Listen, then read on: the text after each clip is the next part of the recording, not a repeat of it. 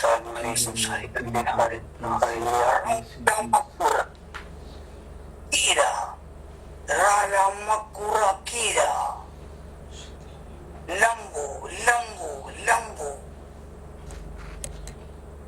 എന്റെ വാത്സല്യഭാചനങ്ങളെ, എന്നാണ് പ്രാർത്ഥനയുടെ ഉത്ഭവം. എന്റെ പ്രാർത്ഥനയെക്കുറിച്ചുള്ള പഠനം നിങ്ങൾ പഠിച്ചവരാണ്. പ്രാർത്ഥനയെക്കുറിച്ചുള്ള പഠനം നിങ്ങൾ പഠിച്ചവരാണ്. എന്നാൽ ആ പ്രാർത്ഥനയ്ക്ക് നിങ്ങൾ മുൻതൂക്കം കൊടുക്കുകയും പ്രാർത്ഥനയ്ക്ക് ഒന്നാം സ്ഥാനം കൊടുക്കുകയും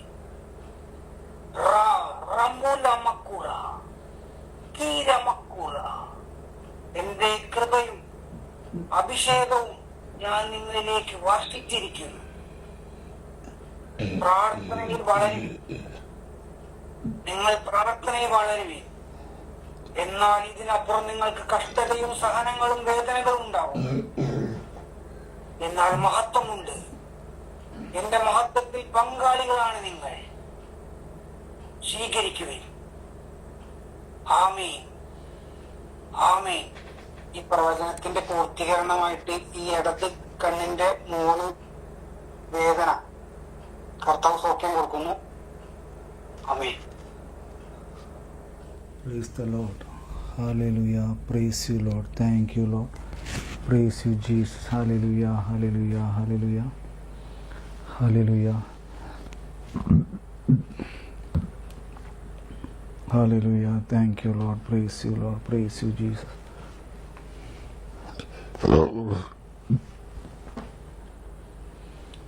ഒരു രോഗസൗഖ്യം പറഞ്ഞത് നിങ്ങൾ കേട്ടായിരുന്നു. ഇടത് കണ്ണിന്റെ മുകളിലായിട്ട് വേദന, അത് ആ വേദന സൗഖ്യപ്പെടുന്നു എന്ന് പറഞ്ഞു. അത് പിന്നീട് പറഞ്ഞാൽ മതി കേട്ടോ. നമുക്കിപ്പോൾ നമ്മളിൽ വസിക്കുന്ന പിതാവും പുത്രനും പരിശുദ്ധാത്മാവുമായ പരിശുദ്ധ രാജകീയ ത്രിത്വിക ദൈവത്തെ ആരാധിക്കാം.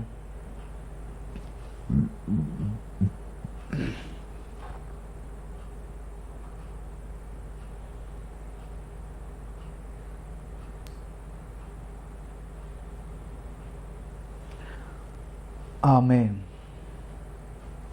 ഈശോ മിശിഹായ്ക്ക് സ്തുതിയായിരിക്കട്ടെ. എപ്പോഴും സ്തുതിയായിരിക്കട്ടെ. പറ്റണവരൊക്കെ വീഡിയോയിൽ വാട്ടോ, പറ്റണവരൊക്കെ വീഡിയോയിൽ വരാം കേട്ടോ. അപ്പോൾ 2635 ഖണ്ഡികയാണ് കത്തോലിക്ക സഭയുടെ മതബോധന ഗ്രന്ഥത്തിൽ 2635.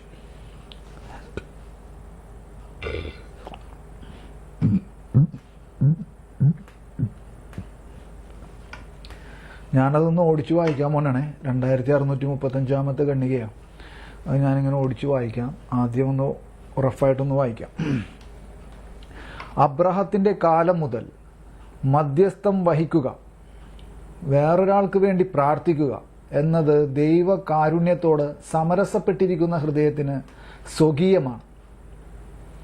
സഭയുടെ യുഗത്തിലാകട്ടെ ക്രിസ്തീയ മാധ്യസ്ഥം ക്രിസ്തുവിന്റെ മധ്യസ്ഥത്തിലുള്ള പങ്കാളിത്തമാണ്. പുണ്യവാന്മാരുടെ ഐക്യത്തിന്റെ ആവിഷ്കരണമാണത്. മധ്യസ്ഥത്തിൽ പ്രാർത്ഥിക്കുന്ന വ്യക്തി സ്വന്തം താല്പര്യങ്ങൾ മാത്രമല്ല, മറ്റുള്ളവരുടെ താല്പര്യങ്ങൾ കൂടി കണക്കിലെടുക്കുന്നു. തന്നെ ദ്രോഹിക്കുന്നവർക്ക് വേണ്ടി പ്രാർത്ഥിക്കുന്ന നിലവരെ അതെത്തുന്നു. എല്ലാവരും എടുത്തോ? ഈ ഖണ്ഡിക എടുത്തായിരുന്നോ? ആരും വീഡിയോയിൽ പറഞ്ഞില്ലല്ലോ. 2635 ഖണ്ഡിക നിങ്ങൾ എടുത്തോ? നിങ്ങളത് അവിടെ എടുത്തോ ഇല്ല എന്നൊക്കെ ഒന്ന് പറഞ്ഞാൽ നന്നായിരുന്നേനെ കേട്ടോ. ചിലവരത് മനസ്സിലായില്ല, കിട്ടിയില്ല എന്ന് വിചാരിച്ച് എടുക്കാണ്ടിരിക്കരുത്. അതുകൊണ്ടാണ് കേട്ടോ. അപ്പോൾ ഞാൻ 2635 ഖണ്ഡിക ഇപ്പം ഒന്ന് റഫായിട്ടൊന്ന് വായിച്ചതാണ്. ഇപ്പം ഇനി പറയാൻ പോണ ശ്രദ്ധിച്ചോ. ഇനി ശ്രദ്ധിക്കണേ. 2 കാലഘട്ടങ്ങളെയാണ് ഈ ഖണ്ഡികയിൽ കൊണ്ടുവന്നിരിക്കണേ. 2 കാലഘട്ടങ്ങൾ. ഏതൊക്കെയാണ് ആ 2 കാലഘട്ടങ്ങൾ? നിങ്ങൾക്ക് മനസ്സിലായോ? നിങ്ങൾ ശ്രദ്ധിച്ചായിരുന്നു ഞാൻ വായിച്ചപ്പോൾ? അബ്രഹത്തിന്റെ കാലം മുതൽ, മനസ്സിലായോ? അത് ഏത് കാലഘട്ടമാണ്? പഴയ നിയമ കാലഘട്ടമാണ്. മനസ്സിലായോ? അതോടൊപ്പം തന്നെ അതിൻ്റെ അടിയിലേക്ക് വരുമ്പോൾ സഭയുടെ യുഗത്തിലാകട്ടെ. മനസ്സിലായോ? സഭയുടെ യുഗത്തിലാകട്ടെ. സഭയുടെ യുഗം എന്ന് പറഞ്ഞാൽ എന്താ?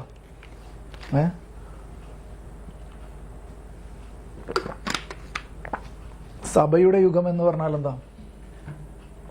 അതാണ് എന്ത്? പുതിയ നിയമം അല്ലേ?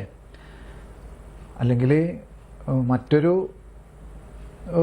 ഇതിലൂടെ പറയാനാണെങ്കിൽ പന്തക്കുസ്ത കഴിഞ്ഞതിന് ശേഷമുള്ള സഭയുടെ അവസ്ഥ. മനസ്സിലായോ? അല്ലേ? പന്തക്കുസ്ത കഴിഞ്ഞതിന് ശേഷമുള്ള സഭയുടെ അവസ്ഥ, അതാണ് സഭയുടെ യുഗം. മനസ്സിലായോ? ഞാൻ പറഞ്ഞത് ശ്രദ്ധിച്ചോ നിങ്ങൾ? 2635 ഖണ്ഡികയിൽ 2 കാലഘട്ടങ്ങളെ ഇവിടെ ഒരുമിപ്പിക്കുകയാണ് സഭയുടെ പ്രബോധനം.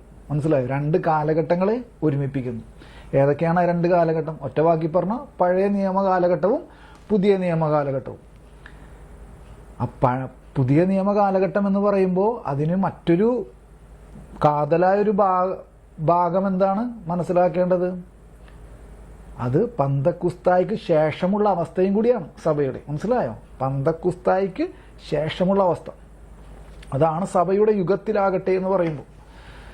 അബ്രഹത്തിന്റെ കാലം മുതൽ, അത് പഴയ നിയമ കാലഘട്ടം. മനസ്സിലാവുണ്ടോ? അത് വലിയൊരു സംഭവമായി പോയല്ലേ? അങ്ങനെ ഞാൻ ഇത്ര നാളായിട്ട് അത് അത്ര ശ്രദ്ധിച്ചിട്ടുണ്ടായിരുന്നില്ല. പക്ഷേ ഇപ്പം ഇതിന്ന് പറയാൻ വേണ്ടി ഇങ്ങനെ നോക്കിക്കൊണ്ടിരിക്കുന്ന സമയത്താണ് അത് കൂടുതൽ ശ്രദ്ധ പതിഞ്ഞത്. അബ്രഹത്തിന്റെ കാലം മുതൽ മധ്യസ്ഥം വഹിക്കുക, വേറൊരാൾക്ക് വേണ്ടി പ്രാർത്ഥിക്കുക എന്നത് ദൈവകാരുണ്യത്തോട് സമരസപ്പെട്ടിരിക്കുന്ന, അതായത് ദൈവത്തിന്റെ കരുണയോട് പൊരുത്തപ്പെട്ടിരിക്കുന്ന. ഈ സമരസപ്പെട്ടിരിക്കുന്ന എന്ന് പറഞ്ഞാൽ മനസ്സിലായോ? പൊരുത്തപ്പെട്ടിരിക്കുന്ന, അല്ലെങ്കിൽ അതിനോട് യോജിച്ചിരിക്കുന്ന, അല്ലേ? അങ്ങനെയൊക്കെ അർത്ഥമുണ്ട്. അപ്പോൾ സമരസപ്പെട്ടിരിക്കുന്ന എന്ന് പറഞ്ഞാൽ അതിനോട് ചേർന്നിരിക്കുന്ന, അല്ലേ? യോജിച്ചിരിക്കുന്ന അല്ലെങ്കിൽ പൊരുത്തപ്പെട്ടിരിക്കുന്ന എന്നൊക്കെ പറയും.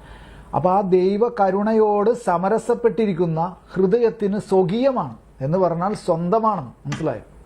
അതായത് മറ്റൊരർത്ഥത്തിൽ പറഞ്ഞാൽ ദൈവത്തിൻ്റെ കരുണ നമ്മുടെ ഹൃദയത്തിൽ അല്ലെങ്കിൽ നമ്മുടെ ആത്മാവിൽ ഇല്ലാതെ നമുക്ക് മറ്റൊരാൾക്ക് വേണ്ടി പ്രാർത്ഥിക്കാൻ പറ്റുമോ? അതാണ്. മനസ്സിലാവുണ്ടോ?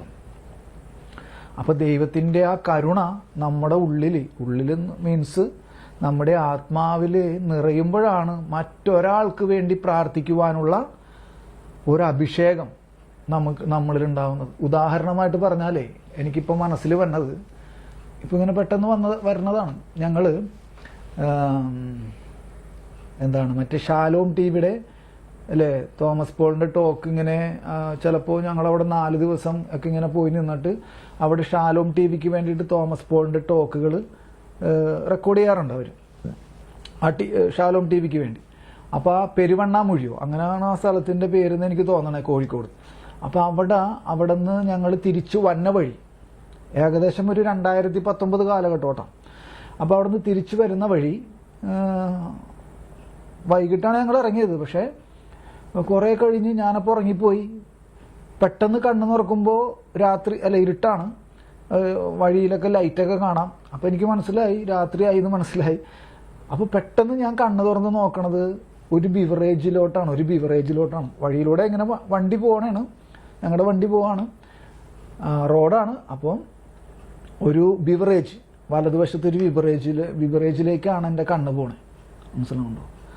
അപ്പോൾ ആ നോക്കിയപ്പോൾ അവിടെ ക്യൂ നിൽക്കുന്ന അല്ലേ യുവജനങ്ങളെയും അല്ലാത്തവരെയും ഒക്കെ ഞാൻ കാണുകയാണ്. ഇങ്ങനെ ക്യൂ നിൽക്കുന്നവർ മദ്യം മേടിക്കാൻ.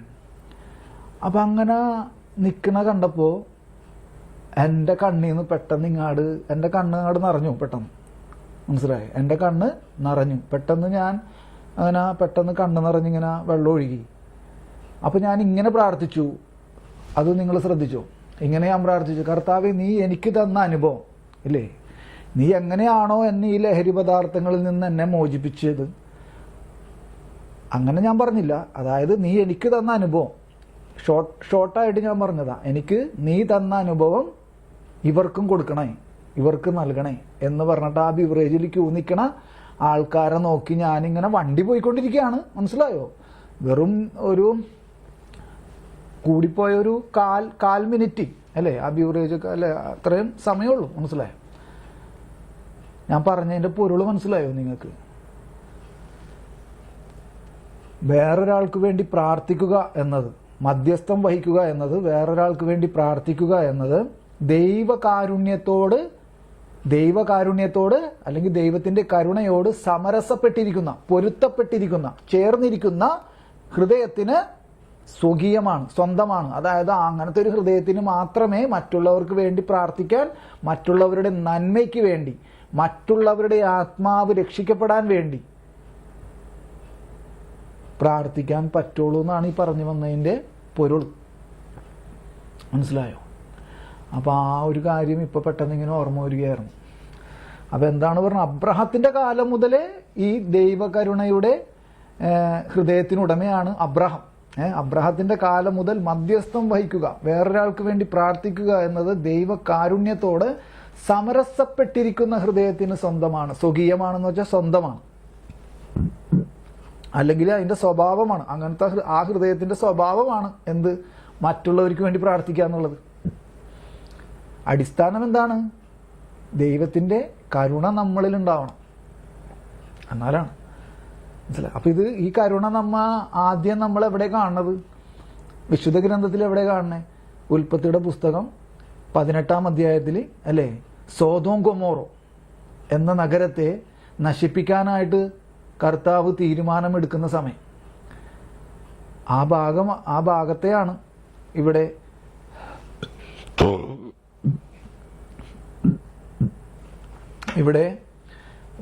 മനസ്സിൽ വരുന്നത്. മനസ്സിലായോ? ഇവിടെ അത് കോട്ട് ചെയ്തിട്ടില്ല, ആ വചനം കോട്ട് ചെയ്തിട്ടില്ല, അല്ലെങ്കിൽ ആ ഭാഗം കോട്ട് ചെയ്തിട്ടില്ല. പക്ഷേ ആ കാര്യമാണ് ഇപ്പോൾ എനിക്ക് ഓർമ്മ വന്നത്. എന്തെന്നാണ്?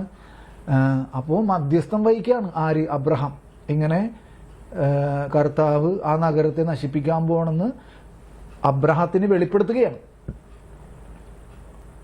കർത്താവ് വെളിപ്പെടുത്തി കഴിഞ്ഞപ്പോൾ അബ്രഹാം പറയാനാണ്, അയ്യോ അത് നശിപ്പിക്കല്ലേ, അയ്യോ. അപ്പൊ കർത്താവ് പറയുന്നത് എന്താണ്? അത് ഒരു രക്ഷയില്ല, വേറെ നിവൃത്തിയില്ല. ഇങ്ങനത്തെ ഒരു അവസ്ഥയിലാണ് ആ ജനവും ആ നഗരം മുഴുവനും, ഇനി വേറെ രക്ഷയില്ല എന്ന് പറയുമ്പോൾ അബ്രഹാം വീണ്ടും പറയണതാണ് ദൈവകാരുണ്യത്തിന്റെ ഹൃദയം. മനസ്സിലായോ? ദൈവകരുണ നിറഞ്ഞ ഹൃദയത്തിന് അങ്ങനെ പറ്റുള്ളൂ. എന്ത് പറഞ്ഞു അബ്രഹാം? 50 പേരുണ്ടെങ്കിൽ നീ അത് നശിപ്പിക്കരുത്. മനസ്സിലായോ? 50 പേരുണ്ടെങ്കിൽ നീ നശിപ്പിക്കരുത്.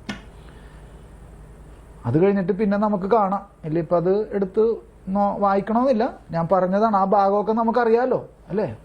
സോദോം ഗൊമോറയുടെ കാര്യങ്ങൾ ഞാൻ പറയണതിന്റെ പൊരുൾ മനസ്സിലാവുന്നുണ്ടോ? ദൈവകരുണയുടെ അല്ലേ, കരുണയോട് ബന്ധപ്പെട്ടിരിക്കുന്ന ഹൃദയത്തിനെ ഇങ്ങനെ പറ്റുള്ളൂ. അപ്പൊ അത് അബ്രഹത്തിന്റെ കാലം മുതൽ മധ്യസ്ഥം വഹിക്കുക, വേറൊരാൾക്ക് വേണ്ടി പ്രാർത്ഥിക്കുക എന്നത് ദൈവകാരുണ്യത്തോട് സമരസപ്പെട്ടിരിക്കുന്ന ഹൃദയത്തിന് സ്വകീയമാണ്. ഇപ്പൊ നിങ്ങൾക്ക് തോന്നും ഞാൻ ഏകദേശം ഒരു 6 പ്രാവശ്യമെങ്കിലും ഈ ഒരു സെന്റൻസ് മാത്രം വായിച്ചു ഇല്ലേ? പഠിക്കണത് ഇങ്ങനെയാണ്. മനസ്സിലായോ? പഠനം എന്ന് പറഞ്ഞാൽ ഇങ്ങനെയാണ്. അപ്പൊ അതുകൊണ്ടാണ് ഞാൻ ആ 6 ചിലപ്പോൾ 10 പ്രാവശ്യമൊക്കെ ഒരു കാര്യം വായിക്കണത്. ചിലപ്പോൾ നമുക്ക് 9 പ്രാവശ്യം നമ്മുടെ മനസ്സിൽ കയറൂല, ചിലപ്പോൾ ആ 10ാമത്തെ പ്രാവശ്യമായിരിക്കും നമ്മുടെ മനസ്സിൽ അത് കയറുന്നത്. അതുകൊണ്ടാണ് അങ്ങനെ വായിക്കണത്. അങ്ങനെയൊക്കെ അങ്ങനെ പറഞ്ഞു പോയാലേ നമുക്ക് ഇതിൽ നിന്നൊക്കെ എന്തെങ്കിലും കിട്ടുള്ളൂ. അതുകൊണ്ടിട്ടാണ് കേട്ടോ. അപ്പൊ അതുകൊണ്ട് എന്നിട്ട് പിന്നെ പറയാണ്, പിന്നത്തെ സെന്റൻസ് എന്താണ്? സഭയുടെ യുഗത്തിലാകട്ടെ. കണ്ടോ? 2ാമത്തെ കാലഘട്ടത്തെക്കുറിച്ച് പ്രതിപാദിക്കുകയാണ്. പുതിയ നിയമ കാലഘട്ടം, അല്ലെങ്കിൽ പന്തക്കുസ്തായിക്ക് ശേഷമുള്ള സഭയുടെ കാലഘട്ടത്തെ ഇവിടെ പ്രതിപാദിക്കുകയാണ്, പരാമർശിക്കുക. സഭയുടെ യുഗത്തിലാകട്ടെ ക്രിസ്തീയ മാധ്യസ്ഥം. കണ്ടോ? സഭയുടെ യുഗത്തിലാകട്ടെ ക്രിസ്തീയ മാധ്യസ്ഥം ക്രിസ്തുവിന്റെ മധ്യസ്ഥത്തിലുള്ള പങ്കാളിത്തമാണ്. കണ്ടോ? ഇതിപ്പോ ഈ വാക്കിനേക്കാ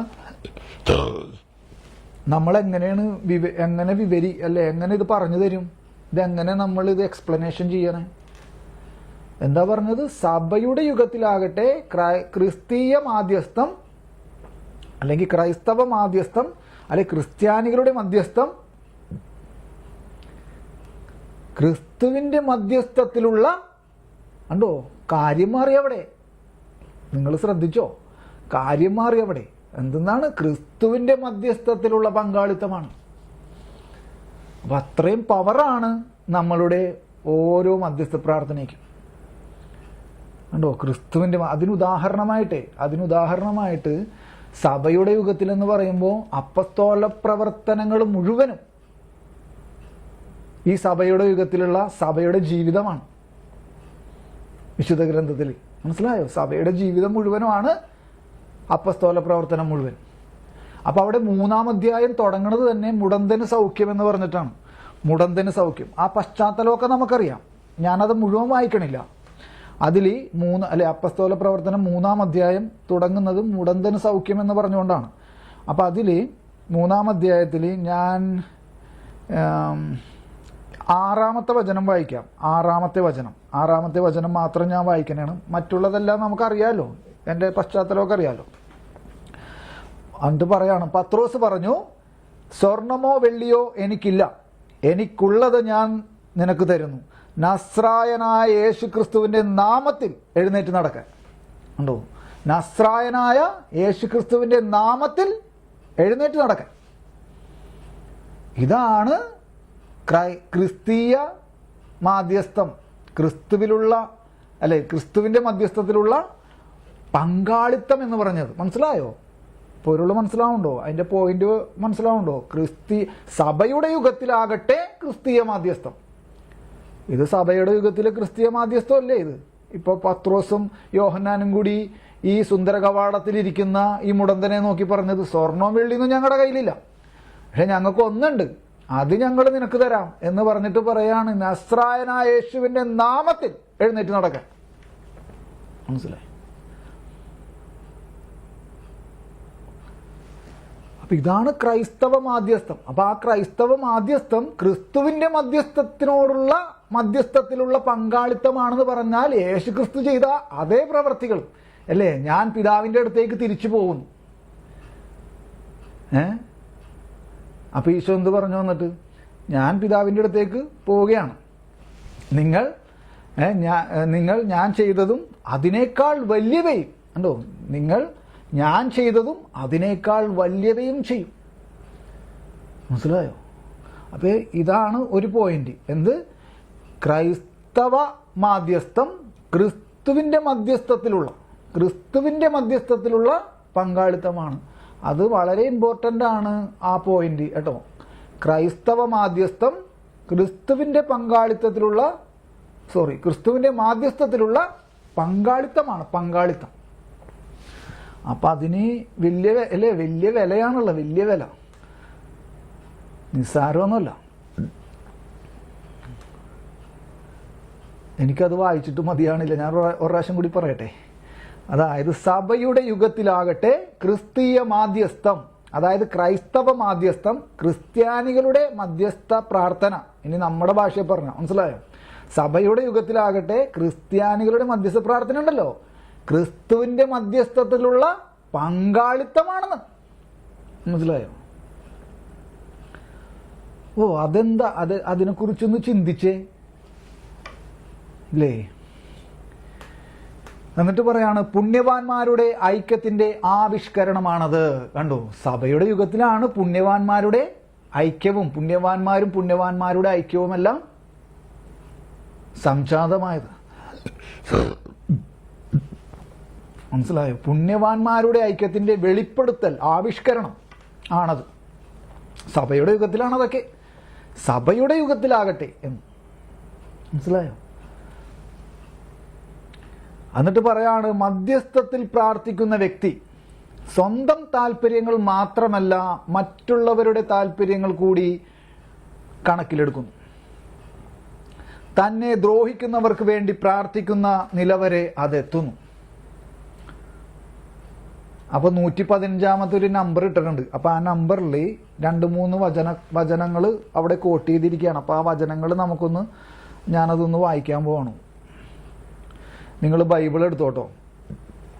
എന്താണ് ആദ്യം അല്ലേ, ഫുട് നോട്ട് നോക്ക്, CCCയുടെ ഫുട് നോട്ട് അല്ലേ, ഈ 2635 ഖണ്ഡിക തീരുമ്പോൾ 115 ഇട്ടേക്കണുണ്ടോ ആ സെന്റൻസ് അവസാനിക്കുന്നിടത്ത്, ആ പാരഗ്രാഫ് അല്ലേ, ആ ഖണ്ഡിക അല്ലെങ്കിൽ ആ പാരഗ്രാഫ് അവസാനിക്കുന്നിടത്ത് 115 എന്നൊരു ചെറിയൊരു അക്കം ഇട്ടിട്ടുണ്ട്, ഒരു നമ്പർ ഇട്ടിട്ടുണ്ട്. അപ്പൊ അതിന്റെ ഫുട് നോട്ട് നോക്കിയേ. ഫുട് നോട്ടിൽ 115 നമ്പർ കണ്ടുപിടിക്കണം. 109, 110, 111, 112, 110 അങ്ങനെ എഴുതിയിട്ടുണ്ട്. അപ്പൊ 115 നമ്പറിൽ ഈ വചനക്കോട്ടുകൾ, അതാണ് നമുക്ക് എടുക്കേണ്ട വചനക്കോട്ടുകൾ. മനസ്സിലായോ? ഫിലിപ്പിയർ 2:4, ഫിലിപ്പിയർ 2:4. അപ്പൊ അതൊന്ന് ഞാൻ വായിക്കാൻ പോണാണ്. ഫിലിപ്പിയർ 2:4. അപ്പൊ അതൊന്ന് വായിക്കട്ടെ. അപ്പൊ ഇത് വളരെ വിശ്വപ്രസിദ്ധമായ ഒരു വചനഭാഗമാണിത്. തന്നെ അല്ലെ, ഞാൻ ഒന്നാമത്തെ വചനം മുതൽ വായിക്കാം. അതായത് ഫിലിപ്പിയർക്ക് എഴുതിയ ലേഖനം 2-ാം അധ്യായം 1 മുതൽ. ഇവിടെ 4 മാത്രമേ എഴുതിയിട്ടുള്ളൂ, 2-ാം അധ്യായത്തിൽ 4-ാമത്തെ വചനം. പക്ഷെ ഞാൻ 1 മുതൽ വായിക്കണം. ആകയാൽ ക്രിസ്തുവിൽ എന്തെങ്കിലും ആശ്വാസമോ സ്നേഹത്തിൽ നിന്നുള്ള സാന്ത്വനമോ ആത്മാവിലുള്ള കൂട്ടായ്മയോ എന്തെങ്കിലും കാരുണ്യമോ അനുകമ്പയോ ഉണ്ടെങ്കിൽ നിങ്ങൾ ഒരേ കാര്യങ്ങൾ ചിന്തിച്ചുകൊണ്ട് ഒരേ സ്നേഹത്തിൽ വർത്തിച്ച് ഒരേ ആത്മാവും ഒരേ അഭിപ്രായവും ഉള്ളവരായി എന്റെ സന്തോഷം പൂർണ്ണമാക്കുവിൻ. മാത്സര്യമോ വ്യർത്ഥാഭിമാനം മൂലമോ നിങ്ങൾ ഒന്നും ചെയ്യരുത്. മറിച്ച് ഓരോരുത്തരും താഴ്മയോടെ മറ്റുള്ളവരെ തങ്ങളെക്കാൾ ശ്രേഷ്ഠരായി കരുതണം. ഓരോരുത്തരും സ്വന്തം താല്പര്യം മാത്രം നോക്കിയാൽ പോരാ, മറിച്ച് മറ്റുള്ളവരുടെ താല്പര്യവും പരിഗണിക്കണം. എന്നിട്ട് അടുത്ത 2 വചനവും കൂടി ഒന്ന് വായിക്കട്ടെ. യേശുക്രിസ്തുവിനുണ്ടായിരുന്ന ഈ മനോഭാവം, 5-ാമത്തെ വചനമാണത്. യേശുക്രിസ്തുവിനുണ്ടായിരുന്ന ഈ മനോഭാവം ഏത് മനോഭാവമാണ്? ഇതിന്റെ ഹെഡ്ലൈൻ എന്താണെന്നറിയോ? ബൈബിളിൽ നോക്കിയേ, ഇതിന്റെ ഹെഡ്ലൈൻ എന്താ? തന്നെ ശൂന്യനാക്കിയ ക്രിസ്തു. നമുക്ക് അതാണ് നമ്മളെ കൊണ്ട് പറ്റാത്തത്. എന്താണ്? നമുക്ക് നമുക്ക് നമ്മളെ ചെറുതാക്കാൻ പറ്റില്ല. അത്രത്തോളം നമ്മൾ വളർന്നിട്ടില്ല. നമ്മളെ തന്നെ ചെറുതാക്കുക അല്ലെങ്കിൽ നമ്മൾ മറ്റുള്ളവരുടെ മുമ്പിൽ ചെറുതാവുക എന്നുള്ളത് നമുക്ക് ചിന്തിക്കാൻ പോലും കഴിയാത്തൊരു കാര്യം. മനസ്സിലായി? ഞാൻ എൻ്റെ കാര്യമുണ്ടോ പറയണേ ഉണ്ടോ? യേശു ക്രിസ്തുവിനുണ്ടായിരുന്ന ഈ മനോഭാവം, അതാണ് തന്നെ ശൂന്യനാക്കിയ ക്രിസ്തു. അപ്പൊ ഏതാണ് ആ മനോഭാവം? അതാണ് 6-ാമത്തെ വചനത്തിൽ പറയുന്നത്. ദൈവത്തിന്റെ രൂപത്തിലായിരുന്നെങ്കിലും അവൻ ദൈവവുമായുള്ള സമാനത നിലനിർത്തേണ്ട ഒരു കാര്യമായി പരിഗണിച്ചില്ല. തന്നെ ശൂന്യനാക്കിക്കൊണ്ട് ദാസന്റെ രൂപം സ്വീകരിച്ചു. ഇതാണ് യേശുക്രിസ്തുവിനുണ്ടായ ഈ മനോഭാവം. മനുഷ്യരുടെ സാദൃശ്യത്തിലായി തീർന്നു. അത് മതി, അത്രയും മതി. നമുക്ക് 2-ാം അധ്യായത്തിൽ 4-ാമത്തെ വചനം മാത്രമേ ഉള്ളൂ കോട്ട്. പക്ഷെ ഞാനത് അതിന്റെ അല്ലേ, അത് നമുക്കൊന്ന് മനസ്സിലാക്കാൻ വേണ്ടിയിട്ടാണ് അല്ലേ. മധ്യസ്ഥം വഹിക്കുന്ന വ്യക്തി സ്വന്തം താല്പര്യങ്ങൾ മാത്രമല്ല മറ്റുള്ളവരുടെ താല്പര്യങ്ങൾ കൂടി പരിഗണിക്കണം എന്ന് പറയുമ്പോൾ ക്രിസ്തുവിന്റെ ഈ മനോഭാവം നമുക്കില്ലാതെ നമുക്ക് മറ്റുള്ളവരുടെ കാര്യം പരിഗണിക്കാൻ പറ്റുമോ? മനസ്സിലായോ? എന്നിട്ട് അത് കഴിഞ്ഞിട്ട് പിന്നെ അപ്പസ്തോല പ്രവർത്തനം 7:60. അപ്പസ്തോല പ്രവർത്തനം 7-ാം അധ്യായം 60-ാമത്തെ വചനം.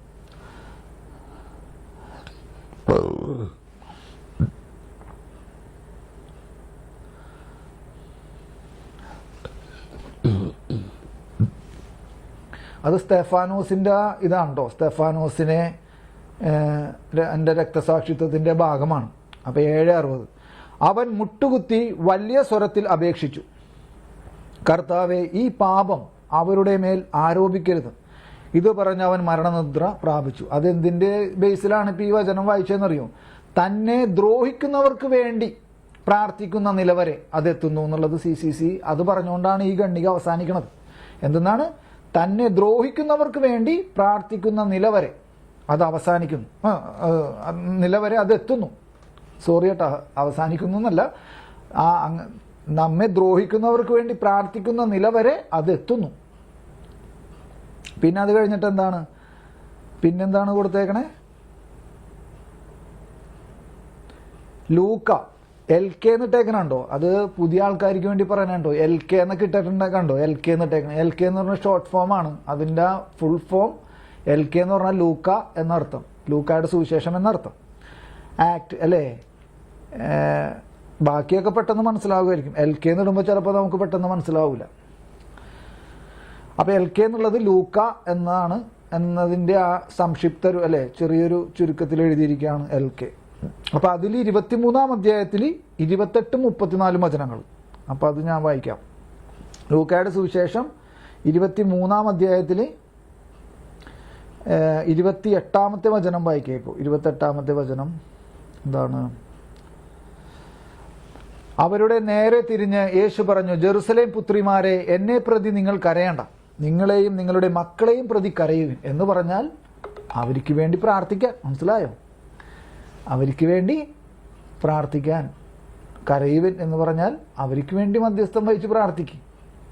എന്നെ പ്രതി നിങ്ങൾ കരയണ്ട, നിങ്ങളെ പ്രതിയും നിങ്ങളുടെ മക്കളെ പ്രതിയും നിങ്ങൾ കരയും എന്ന് പറഞ്ഞാൽ മറ്റൊരർത്ഥം എന്താ? കരയാൻ പറഞ്ഞതിൻ്റെ മറ്റൊരർത്ഥം എന്താ? പ്രാർത്ഥിക്കും അവർക്ക് വേണ്ടി. എന്നെക്കുറിച്ച് നിങ്ങൾ ഓർക്കണ്ട എന്ന്. പിന്നെ അത് കഴിഞ്ഞിട്ട് പിന്നെ 34-ാമത്തെ വചനം യേശു പറഞ്ഞു, പിതാവേ അവരോട് ക്ഷമിക്കണമേ, അവർ ചെയ്യുന്നത് എന്തെന്ന് അവർ അറിയുന്നില്ല. അവന്റെ വസ്ത്രങ്ങൾ ഭാഗിച്ചെടുക്കാൻ അവർ കുറിയിട്ടു.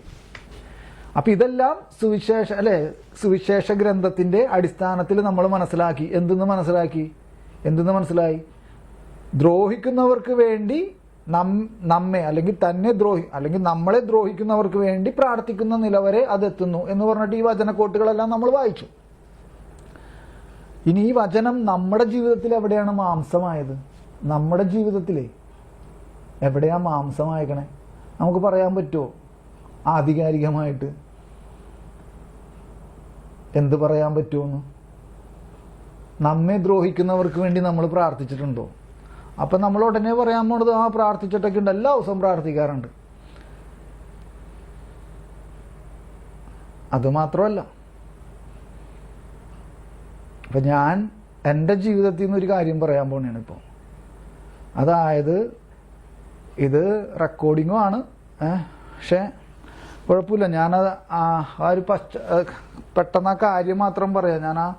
അതായത് ഒരു പോലീസ് ഉദ്യോഗസ്ഥൻ എന്നെ പിടിച്ച്, ഞാൻ ചെയ്യാത്ത കേസ്, ഞാൻ അതിൻ്റെ വിവരണമൊന്നും ഒരുപാട് തരുന്നില്ല കേട്ടോ, എന്നെ പിടിച്ച് ഞാൻ ചെയ്യാത്ത കുറ്റത്തിന്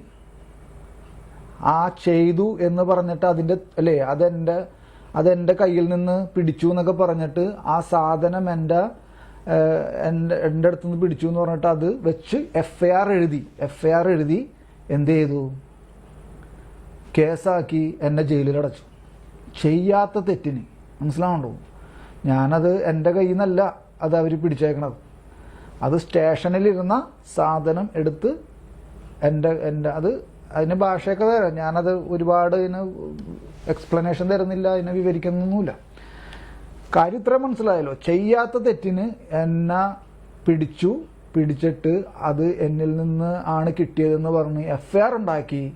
അതായത് ഫസ്റ്റ് ഇൻഫർമേഷൻ റിപ്പോർട്ട് അത് ഉണ്ടാക്കി എന്നെ കോടതിയിൽ ഹാജരാക്കി ജയിലിലടച്ചു, എറണാകുളം സബ് ജയിലിലടച്ചു. ഒന്ന് ആലോചിച്ച് നോക്കൂ നിങ്ങൾ. അതിപ്പോൾ ഇപ്പോഴത്തെ ആധുനിക കാലഘട്ടത്തിൽ ഇതൊന്നും വലിയ പുത്തിരിയല്ല അല്ലേ, വലിയ ഇതുള്ള കാര്യമല്ല. അപ്പം ഇതിൻ്റെ ഇടയിൽ സംഭവിച്ചത് എൻ്റെ വാരിയൽ ഇടിച്ചപ്പോൾ ആ പോലീസ് ഉദ്യോഗസ്ഥനെ ഇടിച്ചപ്പോൾ വാരിയൽ ഒടിഞ്ഞു പോയി. അറിയോ? വാരിയൽ ഒടിഞ്ഞു പോയാലുള്ള പ്രത്യേകത എന്താ? പ്ലാസ്റ്റർ ഇടാൻ പറ്റില്ല. മനസ്സിലായോ? നമ്മൾ ഇങ്ങനെ ശ്വാസം എടുക്കുമ്പോൾ ഈ എല്ലുകൾ തമ്മിൽ ഉരസണത് നമുക്ക് കറക്റ്റായിട്ട് ശരീരത്തിൽ ഫീൽ ചെയ്യും. അത് ഒടിഞ്ഞവർക്ക് അറിയാൻ പറ്റും എങ്ങനെയാണെന്നുള്ളത്. ഒടിയാത്തവരുടെ അടുത്ത് പറഞ്ഞിട്ട് കാര്യവുമില്ല. മനസ്സിലായി? നമ്മുടെ മറ്റു ഭാഗങ്ങൾ, എല്ലിൻ്റെ മറ്റു ഭാഗങ്ങൾ ഒടിയണ പോലെയല്ല. ഷോൾഡർ എല്ലും വാരിയെല്ലും ഒടിഞ്ഞാൽ ഇത് രണ്ടും എൻ്റെ ഒടിഞ്ഞതാണ്. അതുകൊണ്ടാണ് ഞാൻ പറഞ്ഞത് അവിടെ പ്ലാസ്റ്റർ ഇടാൻ പറ്റില്ല. ഓട്ടോമാറ്റിക്കലി ഹീൽ ആവുള്ളൂ. 6 മാസം റെസ്റ്റ്, അല്ലെങ്കിൽ 3 മാസം റെസ്റ്റ്, 6 മാസം അങ്ങനെ റെസ്റ്റ്, ബെഡ് റെസ്റ്റാണ്. അങ്ങനെ അങ്ങനെ ആവുള്ളൂ. മനസ്സിലായോ? അല്ലാതെ അവിടെ പ്ലാസ്റ്റർ ഇടാൻ പറ്റില്ല. കയ്യോ കാലോ ഒടിയണ പോലെയല്ല. അപ്പം അതുകൊണ്ട് തന്നെ 3 മാസം ഒരു ഭയങ്കര വേദനയാണത്. നമുക്ക് ശ്വാസം വലിച്ച്, നമുക്ക് ഒരു മനുഷ്യനെ സംബന്ധിച്ച് ശ്വാസം വലിച്ച് വിടണ്ടേ? ഇങ്ങനെ വിടണ്ടേ? ശ്വാസം എടുക്കണ്ടേ, അല്ലേ മരിച്ചു പോവില്ലേ? അപ്പം അതെടുക്കുമ്പോൾ ഈ എല്ലാമാണ് കൂട്ടിമുട്ടണത്. മനസ്സിലായോ? ഞാൻ അതിനൊക്കെ ഇത്രയും വിവരിച്ചത് അത് ഭയങ്കര. അപ്പം അത് ഒരാളുടെ സഹായം ഇല്ലാതെ വീട്ടിൽ മനസ്സിലായി, വീട്ടിലാണെങ്കിൽ പോലും ഭയങ്കര അവസ്ഥയാണത്. അപ്പോൾ പിന്നെ ഒരു സഹായമില്ലാതെ നമ്മൾ ജയിലിൽ കിടക്കുമ്പോഴോ അത് ഭയങ്കര ബുദ്ധിമുട്ടായിരുന്നു. അപ്പം അങ്ങനെ 2 മാസത്തോളം ഞാൻ ആ ജയിലിൽ കിടന്നു. എന്നിട്ടുണ്ടായ സംഭവം എന്താണെന്നറിയോ നിങ്ങൾക്ക്? അതായത് അതിൻ്റെ ക്ലൈമാക്സ് എന്താണെന്ന് വെച്ചാൽ, ഈ ചെയ്യാത്ത തെറ്റ് ചെയ്തു എന്ന് ഞാൻ കോടതിയിൽ പറയേണ്ടി വന്നു, എന്നെ വെറുതെ വിടാൻ. ഈ ചെയ്യാത്ത തെറ്റ് ഞാൻ ചെയ്തു എന്ന് കോടതിയിൽ സമ്മതിച്ചു, ഞാൻ ചെയ്തതാണ്. അപ്പം അങ്ങനെയാണെങ്കിൽ 2 മാസത്തെ ശിക്ഷ കഴിച്ചിട്ട് വിടാൻ സാധിക്കും, സമ്മതിച്ചാൽ. സമ്മതിച്ചില്ലെങ്കിൽ അത് കേസായിട്ട് മുന്നോട്ട് പോകും. മനസ്സിലായോ? അപ്പോൾ നമ്മൾ കേസായിട്ട് ഇനി മുന്നോട്ട് പോകാനോ അത്ര നാളും കിടക്കാനും പറ്റാത്തത് കൊണ്ട് നമ്മൾ എന്ത് ചെയ്തു? എന്തെങ്കിലും ആകട്ടെ, വിടോലോ. അപ്പം ആ കേസ് ചെയ്തു എന്ന് പറഞ്ഞ് സമ്മതിക്കണേണ്. മനസ്സിലാവുണ്ടോ? കേസ് ഉണ്ടായതൊന്നുമല്ല ഏറ്റവും വലിയ വിഷയം. വിഷയം ഇവിടെ എന്താണ്? അത് ചെയ്തു എന്ന് പറഞ്ഞ് ഞാൻ സമ്മതിക്കുകയാണ് ഇപ്പോൾ ഇവിടെ. അതാണ് ക്ലൈമാക്സ്. മനസ്സിലാവുണ്ടോ? ഇത് കഴിഞ്ഞിട്ട് മറ്റൊരു ക്ലൈമാക്സ്. അപ്പം അത് കഴിഞ്ഞിട്ട് കുറച്ച് വർഷങ്ങൾക്ക് ശേഷം പിന്നെ ഞാൻ ഈ ദൈവാനുഭവത്തിലോട്ടൊക്കെ വന്നു കഴിഞ്ഞതിന് ശേഷം ഈ പോലീസ് ഉദ്യോഗസ്ഥനെ ഞാൻ എറണാകുളം കച്ചേരിപ്പടി ജംഗ്ഷനിൽ വെച്ച് കാണാനിടയാണ്. അപ്പം അദ്ദേഹം എന്നെ പിടിച്ചു നിർത്തിയിട്ട് അപ്പം മറ്റൊരു പോലീസ് ഉദ്യോഗസ്ഥനും കൂടിയുണ്ട്. അപ്പം അങ്ങനെ സംസാരിച്ചു. അപ്പം അദ്ദേഹം പറഞ്ഞു, നിന്റെ മുഖത്തിനൊക്കെ ഭയങ്കര മാറ്റമാണ്, ഞാൻ അന്ന് നിന്നെ പിടിക്കുമ്പോൾ ഇങ്ങനെയൊന്നും ആയിരുന്നില്ലല്ലോ. അപ്പം അങ്ങനെ സംസാരിച്ചപ്പോൾ ഞാൻ എൻ്റെ ചില കാര്യങ്ങൾ ഞാനിപ്പോൾ ഇങ്ങനെ ദൈവാനുഭവത്തിൽ വന്ന കാര്യങ്ങളൊക്കെ ഒന്ന് ചുരുക്കി ഞാൻ പറഞ്ഞു.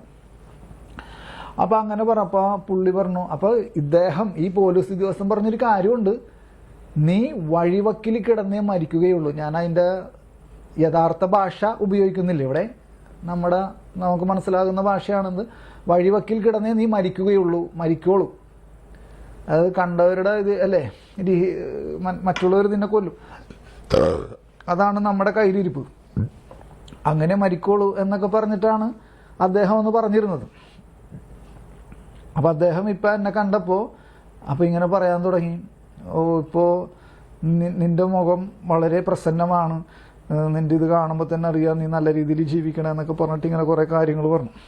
അപ്പം ഞാൻ പറഞ്ഞു, അപ്പം എൻ്റെ ദൈവാനുഭവത്തിലേക്ക് വന്നത് കാര്യങ്ങളൊക്കെ പറഞ്ഞു. അപ്പം അദ്ദേഹം ഒരു ഹിന്ദുവാണ്. അപ്പോൾ കുറച്ച് ഏറെ ഇങ്ങനെ സംസാരിച്ചതിന് ശേഷം പുള്ളി ഇങ്ങനെ പറയാൻ തുടങ്ങി കേട്ടോ.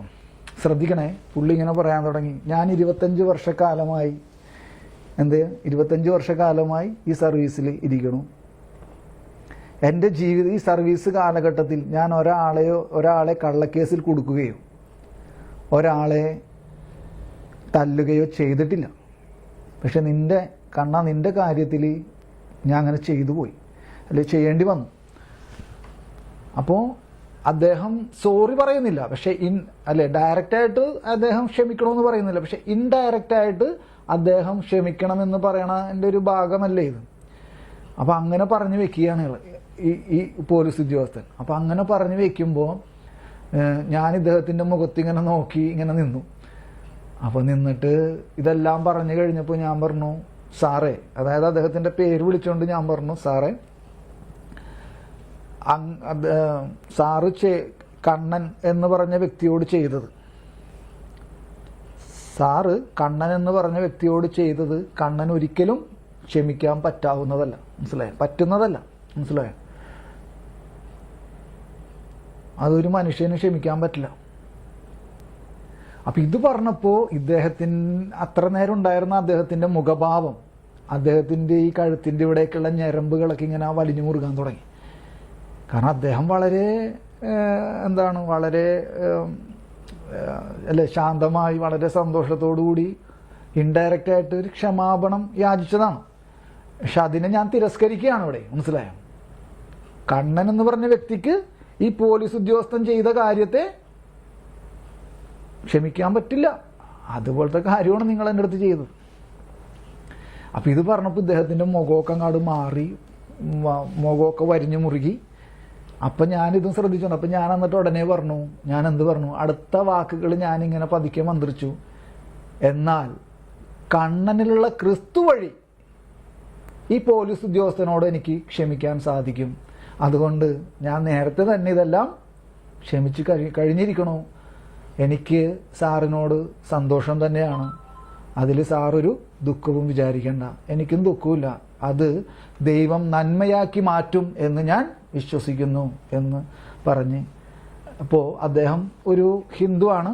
അദ്ദേഹം മദ്യപിക്കുന്ന ഒരു പോലീസ് ഉദ്യോഗസ്ഥനായിരുന്നു. അപ്പോൾ അദ്ദേഹം ആ മദ്യപാനം നിർത്താൻ വേണ്ടി മറ്റൊരു ക്രൈസ്തവ അല്ലേ, നമ്മുടെ യാക്കോബായ ആ ഒരു അച്ഛൻ്റെ കീഴിലുള്ള ഒരു കൂട്ടായ്മയിൽ അദ്ദേഹം പോയിക്കൊണ്ടിരുന്നു. അപ്പോൾ അദ്ദേഹം പറഞ്ഞു, ഞങ്ങളുടെ കൂട്ടായ്മയിൽ വന്നിട്ടൊന്ന് നിന്റെ ഈ സാക്ഷ്യം പറയാമോ? അങ്ങനെ ഞാൻ പോയി. അദ്ദേഹത്തിൻ്റെ അല്ലെ അന്ന് അച്ഛനുണ്ടായിരുന്നു, അഡ്വക്കേറ്റുമാരുണ്ടായിരുന്നു, 10-25 പേരുണ്ടായിരുന്നു അവരുടെ ഫാമിലിയൊക്കെ ആയിട്ട്. അപ്പം അങ്ങനെ പോയി ഞാൻ എൻ്റെ സാക്ഷ്യം പറഞ്ഞു. ഈ എന്നോട് പറഞ്ഞ ഈ അതേ കാര്യം തന്നെ അദ്ദേഹം അവിടെയും ഏറ്റു പറഞ്ഞു. മനസ്സിലായി? അപ്പോൾ അത് പരിശുദ്ധാത്മാവിൻ്റെ പ്രവർത്തനമല്ലേ. ഒരാൾ ചെയ്ത തെറ്റി അത് ഏറ്റു പറയുക എന്നുള്ളത് ഒരു മനുഷ്യന് പറ്റാത്തൊരു കാര്യമാണ്. മനസ്സിലായോ? ഒരു മനുഷ്യനെ സംബന്ധിച്ച് ഒരു ചെയ്ത തെറ്റില്ലേ അത് ഏറ്റു പറയുക എന്നുള്ളത് ഭയങ്കര ബുദ്ധിമുട്ടുള്ള കാര്യമാണ്. അപ്പം അങ്ങനെ ഏറ്റു പറയണത് പരിശുദ്ധാത്മാവിൻ്റെ പ്രവർത്തനമാണ്. മനസ്സിലായോ? പേടിച്ചിട്ട് പറയും, അത് മനുഷ്യ സഹജമാണ്. അതങ്ങനെയല്ല. മനസ്സിലായോ? അപ്പം ഞാനിപ്പോൾ നിങ്ങളുടെ അടുത്ത് പറഞ്ഞത് മനസ്സിലായോ? മനസ്സിലായോ? അതായത് തന്നെ ദ്രോഹിക്കുന്നവർക്ക് വേണ്ടി പ്രാർത്ഥിക്കുന്ന നിലവരെ അതെത്തുന്നു. ഇന്ന് നമ്മുടെ വചനം മാംസമായി എന്ന് പറഞ്ഞ ആ ഗ്രൂപ്പിൽ അദ്ദേഹം ഉണ്ട്. മനസ്സിലായോ? ആ പോലീസ് ഉദ്യോഗസ്ഥനുണ്ട്. അദ്ദേഹം പറഞ്ഞിട്ടാണ് അദ്ദേഹത്തെ ഞാൻ ആഡ് ചെയ്തതല്ല, അദ്ദേഹം പറഞ്ഞിട്ട് ആഡ് ചെയ്തതാണ് അദ്ദേഹത്തെ. മനസ്സിലായോ? അദ്ദേഹം ഒരു ഹിന്ദുവാണ്. അദ്ദേഹം മാമോദീസൊന്നും സ്വീകരിച്ചിട്ടില്ല. ഇടയ്ക്കൊക്കെ വിളിക്കാറുമുണ്ട്. മനസ്സിലായോ? ഞാൻ പറഞ്ഞ പോയിന്റ് മനസ്സിലായോ നിങ്ങൾക്ക്? തന്നെ ദ്രോഹിക്കുന്നവർക്ക് വേണ്ടി പ്രാർത്ഥിക്കുന്ന നിലവരെ അതെത്തുന്നു എന്നുള്ളത്. അപ്പോൾ യേശുക്രിസ്തു പ്രാർത്ഥിച്ചു, സ്തെഫാനോസ് പ്രാർത്ഥിച്ചതൊക്കെ നമ്മൾ വായിച്ചു. ഞാൻ അങ്ങനെ പ്രാർത്ഥിച്ചോ അല്ലെങ്കിൽ ഞാൻ അങ്ങനെ പ്രവർത്തിച്ചോ എന്നുള്ളതാണ് ഇനി മറ്റൊരു ചോദ്യം. അതാണ് ഈ വചനങ്ങളെല്ലാം നമ്മുടെ ജീവിതത്തിൽ മാംസമായത് എപ്പോഴാ? ഈ വചനങ്ങളൊക്കെ ഇല്ലേ, ഈ വിശുദ്ധ ഗ്രന്ഥം മുഴുവനും എടുക്കണ്ട, മുഴുവൻ എടുക്കാൻ പറ്റുമില്ല. എന്തൊക്കെയായാലും എന്തെങ്കിലും ഒരു വചനം നമ്മുടെ ജീവിതത്തിൽ മാംസമായത് എപ്പോഴാണ്? അങ്ങനെ പറയാൻ പറ്റണുണ്ടോ നമുക്ക്? മനസ്സിലായോ? അപ്പം ഇപ്പം ഈ വചനത്തെ സംബന്ധിച്ച് എനിക്ക് പറയാൻ പറ്റും. ഈ വചനത്തെ അടിസ്ഥാനമാക്കി ആധാരമാക്കി ഞാൻ പറയുന്നു, ഞാൻ ഈ വചനം എൻ്റെ ജീവിതത്തിൽ മാംസമായി എന്നുള്ളത്. മനസ്സിലായോ? എന്ന് കരുതി ഞാനിപ്പോഴും ദേഷ്യപ്പെടുന്ന ആൾ തന്നെയാണ്. ഞാനിപ്പോഴും ദേഷ്യപ്പെടാറുണ്ട്. എൻ്റെ ഭാര്യയുടെ അടുത്തും മോൻ്റെ അടുത്തൊക്കെ ഞാൻ എപ്പോഴും ദേഷ്യപ്പെടുന്ന ഒരാൾ തന്നെയാണ്. ആ ദേഷ്യ സ്വഭാവം എന്നിൽ നിന്ന് വിട്ടുമാറിയിട്ടില്ല. അതിനുവേണ്ടി നമ്മൾ അനുദിനം പ്രാർത്ഥിക്കുന്നു. പക്ഷെ അത് മാറുന്നില്ല. കുറയുന്നുണ്ട്, കുറവ് വരുന്നുണ്ട്. പക്ഷേ ഞാൻ പറഞ്ഞത് മനസ്സിലായോ? നമ്മുടെ ജീവിതത്തിൽ വചനം മാംസമാവുക എന്നൊരു പോയിന്റ് കൂടിയാണ് നമ്മൾ ഇതിലേക്ക് കൊണ്ടുവരുന്നത്. അത് പരിശുദ്ധാത്മാവ് നമുക്ക് തരുന്നത്. ഞാനൊന്നും കൂടി ആ ഖണ്ഡിക വായിക്കട്ടെ. അബ്രാഹത്തിന്റെ കാലം മുതൽ മധ്യസ്ഥം വഹിക്കുക. കണ്ടോ? അബ്രാഹത്തിന്റെ കാലം മുതൽ മധ്യസ്ഥം വഹിക്കുക, വേറൊരാൾക്ക് വേണ്ടി പ്രാർത്ഥിക്കുക എന്നത് ദൈവ കരുണയോട് സമരസപ്പെട്ടിരിക്കുന്ന ഹൃദയത്തിന് സ്വകീയമാണ്. അതായത് അങ്ങനത്തെ ഒരു ഹൃദയത്തിന് സ്വന്തമാണ് എന്ത്? മറ്റുള്ളവർക്ക് വേണ്ടി പ്രാർത്ഥിക്കുക എന്നുള്ള സ്വഭാവം. ദൈവ കരുണ നിറഞ്ഞ ഹൃദയത്തിനാണ് സ്വന്തം. വേറൊരു ഹൃദയത്തിനും അത് സ്വന്തമാക്കാൻ പറ്റില്ല. സഭയുടെ യുഗത്തിലാകട്ടെ, അതായത് പന്തക്കുസ്തയ്ക്ക് ശേഷമുള്ള സഭയുടെ അവസ്ഥയിലാകട്ടെ, പുതിയ നിയമ കാലഘട്ടത്തിലാകട്ടെ, ക്രിസ്തീയ മാധ്യസ്ഥം ക്രിസ്തുവിന്റെ മധ്യസ്ഥത്തിലുള്ള പങ്കാളിത്തമാണ്. കാരണം പഴയ നിയമത്തിൽ ക്രിസ്തുവിന്റെ മധ്യസ്ഥത്തിൽ പ്രാർത്ഥിക്കാൻ പറ്റുമോ? പറ്റില്ല. അതാണ് മറ്റൊരു കാര്യം. പുണ്യവാന്മാരുടെ ഐക്യത്തിന്റെ ആവിഷ്കരണമാണത്.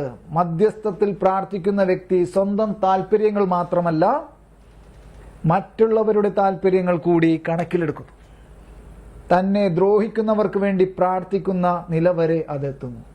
അപ്പം ഞാൻ എൻ്റെ ഒറ്റൊരു സാക്ഷ്യം മാത്രമേ അതിൽ പറഞ്ഞുള്ളൂ. കാരണം എനിക്ക് ഒരുപാട് കാര്യങ്ങൾ അതിൽ പറയാനുണ്ട്. പക്ഷേ അതിൻ്റെ സൈഡ് കണ്ണിക ഉണ്ടോ 2571 2571 എടുത്തേ. 2571 2577 ഉണ്ട്. അപ്പോൾ 2571 ആദ്യം എടുക്കുക. ആ ഗണ്ണികയൊക്കെ എടുക്കാൻ അറിയോ പുതിയ ആൾക്കാർക്ക്? 2571 അറിയില്ലെങ്കിൽ ഒന്ന് ചോദിക്കണം കേട്ടോ. 2600 2571 കേട്ടോ. 600 അല്ല, 2571. അപ്പോൾ ബേക്കിലേക്ക് മറിക്കണം. ബേക്കിലേക്ക് അല്ലേ? ബേക്കിലേക്ക് നമ്മിപ്പോൾ 2635 അപ്പോൾ 2571 വരണം. എടുത്തോ? എല്ലാവരും എടുത്തോ? വായിക്കട്ടെ. ഈ വീഡിയോയിൽ ഇല്ലാത്തവരും കേൾക്കണുണ്ടോ ഇതൊക്കെ? അല്ലെങ്കിൽ ഞാനിതിങ്ങനെ വെറുതെ പറഞ്ഞുകൊണ്ടിരിക്കുകയാണോ 2, 3, 4, 5 പേരെടുത്ത്? കേൾക്കുന്നുണ്ടോ? നിങ്ങളൊരു ഇങ്ങനെ ഇത് അല്ലേ ഒരടയാളം തന്നേ. സംസാരിക്കണമെന്നില്ല. ഇനി സംസാരിക്കാൻ വല്ല മടിയുണ്ടെങ്കിൽ സംസാരിക്കണമെന്നില്ല. നിങ്ങളൊരു അടയാളം തന്നേ. ജ്യോതി അടയാളം തന്നു. പിന്നെ ആരാ? വേറെ ആരും മിണ്ടണില്ല. Rose, Judson. ഓക്കെ. ബാക്കി ആരുടെയും കണ്ടില്ല. ഓക്കെ, ഞാനിതെല്ലാം കഴിയുമ്പോൾ ചോദിക്കും. അപ്പോഴാണ് 2571 കേട്ടോ. ഇനി 2571 ഗണ്ണിക വായിക്കണേ. പൂർവ്വപിതാവ് കണ്ടോ? പൂർവ്വപിതാവ് ആരാണ്? അബ്രഹാം. പൂർവ്വപിതാവ് ദൈവത്തിൽ വിശ്വസിക്കുകയും അവിടുത്തെ സന്നിധിയിൽ നടക്കുകയും. ശ്രദ്ധിക്കണം കേട്ടോ. അവിടുത്തെ സന്നിധിയിൽ നടക്കണേ എങ്ങനെ നടക്കാൻ പറ്റും? ആർക്കെങ്കിലും ഉത്തരം ഒന്ന് പറഞ്ഞേ. എങ്ങനെ അവിടുത്തെ അല്ലേ? പൂർവ്വപിതാവ് ദൈവത്തിൽ വിശ്വസിക്കുകയും. പഴയ ആൾക്കാർ പറയരുത്. പഴയ ആൾക്കാരുടെ അടുത്ത് നമ്മൾ ചിലപ്പോൾ ഇത് പറഞ്ഞിട്ടുണ്ടാവുമായിരിക്കാം. പുതിയ ആൾക്കാരെങ്കിലും പറഞ്ഞേ ഒന്ന്. എന്താണ്? പൂർവ്വപിതാവ് ദൈവത്തിൽ വിശ്വസിക്കുക, അവിടുത്തെ സന്നിധിയിൽ നടക്കുകയും. കണ്ടോ? അവിടുത്തെ സന്നിധിയിൽ നടക്കുക എന്ന് പറഞ്ഞാൽ അതിൻ്റെ ഒരു ആഴത്തിലുള്ളൊരു വാക്കുണ്ട്. പറയട്ടെ. അവിടുത്തെ സന്നിധിയിൽ നടക്കുക എന്ന് പറഞ്ഞാൽ അവിടുന്നിൽ ജീവിക്കുക. എന്താണ്? അവിടുത്തെ സന്നിധിയിൽ നടക്കുക എന്ന് പറഞ്ഞാൽ അവിടുന്നിൽ ജീവിക്കുക, അവിടുത്തോടൊത്ത് ജീവിക്കുക. അല്ലേ? ദൈവത്തോടൊത്ത് ജീവിക്കുന്നതിനെയാണ് അവിടുത്തെ സന്നിധിയിൽ നടക്കുക എന്ന് പറയുന്നത്. നടക്കുക എന്നൊക്കെ പറയുമ്പോഴേ നമ്മൾ പെട്ടെന്ന് നമുക്കത് അത്ര ലഘുവായിട്ട് തോന്നി. ശരിയല്ലേ? ഒരു ലഘൂകരിച്ചുള്ളൊരവസ്ഥ നമുക്ക് മനസ്സിലായേക്കാം ഒരു പക്ഷേ നടക്കുക എന്ന് പറഞ്ഞാൽ അല്ലേ അവിടുത്തോടൊത്ത്, അവിടുത്തോടൊപ്പം ജീവിക്കുക. പൂർവ്വപിതാവ് ദൈവത്തിൽ വിശ്വസിക്കുകയും അവിടുത്തെ ഇപ്പം ഞാനത് വീണ്ടും അങ്ങനെ തന്നെ വായിക്കണതാണ്. പക്ഷെ ആ പോയിന്റ് മനസ്സിലായല്ലോ. അവിടുത്തോടൊത്ത്, അവിടുത്തോടൊപ്പം ജീവിക്കുക എന്നതാണ് ആ അവിടുത്തെ സന്നിധിയിൽ നടക്കുകയും എന്ന് പറയുമ്പോൾ ആ നടക്കുക എന്ന വാക്കിനെ നമ്മൾ മനസ്സിലാക്കേണ്ടത്. അവിടുത്തെ സന്നിധിയിൽ നടക്കുകയും അവിടുന്നുമായി ഉടമ്പടിയിൽ ഏർപ്പെടുകയും. കണ്ടോ?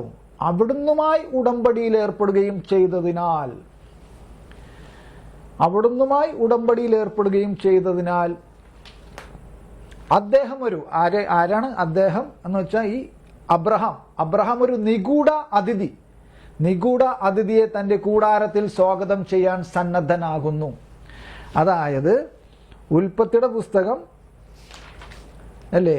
ഉൽപ്പത്തിയുടെ പുസ്തകം ഒരു സെക്കൻഡ്. അത് അവൻ മാമറയുടെ അല്ലെ മാമറയുടെ ആ മരത്തിന് ചുവട്ടിലിരിക്കുമ്പോഴാണ് എന്ത്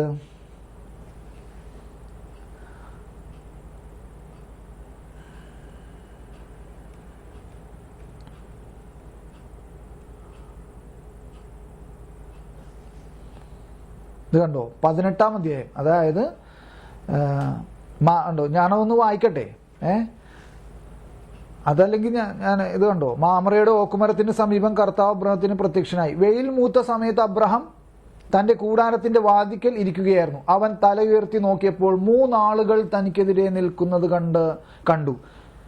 3 ആളുകൾ അപ്പൊ ഈ മൂന്നാളുകൾ എന്നൊക്കെ പറയുമ്പോഴേ സഭാപിതാക്കന്മാരെല്ലാം ഇതിനെ വ്യാഖ്യാനിച്ചിരിക്കണത് ഈ മൂന്നാളുകൾ എന്ന് പറയുന്നത് ഒറ്റ വാക്കിൽ പറഞ്ഞാൽ പരിശുദ്ധ ത്രിത്വത്തിന്റെ പിതാവ് പുത്രൻ പരിശുദ്ധാത്മാവുമാകുന്ന പരിശുദ്ധ രാജകീയ ത്രിത്വത്തിന്റെ അല്ലേ അതിന്റെ ഒരു മുൻ അവതരണമാണ് എന്ത് അല്ലെങ്കിൽ എന്താണ് അതിന്റെ ഒരു നിഴലാണ് അല്ലേ ഒരു നിഴല് ടിപ്പോളജി അല്ലേ ഒരു നിഴല് പഴയ നിയമത്തിൽ കാണിച്ചു തരികയാണ് മനസ്സിലായോ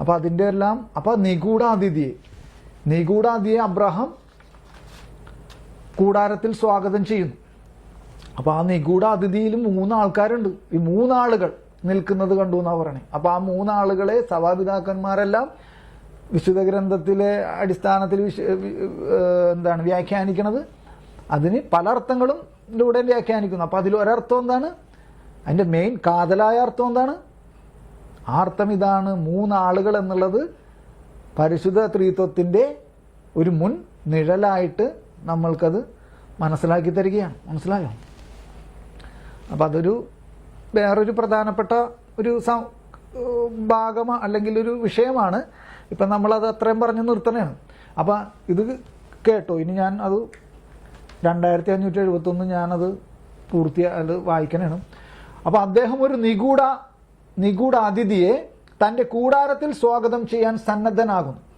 മാമ്രയിൽ അദ്ദേഹം പ്രകടിപ്പിച്ച സ്തുത്യർഹമായ ആതിഥ്യം കണ്ടോ സ്തുത്യർഹമായ ആതിഥ്യം യഥാർത്ഥ വാഗ്ദാനപുത്രന്റെ ആഗമനത്തെ പറ്റിയുള്ള പ്രഖ്യാപനത്തെ നിഴലിപ്പിക്കുന്നു നിങ്ങൾക്ക് വല്ലതും മനസ്സിലായോ ഇത് വായിച്ചിട്ട്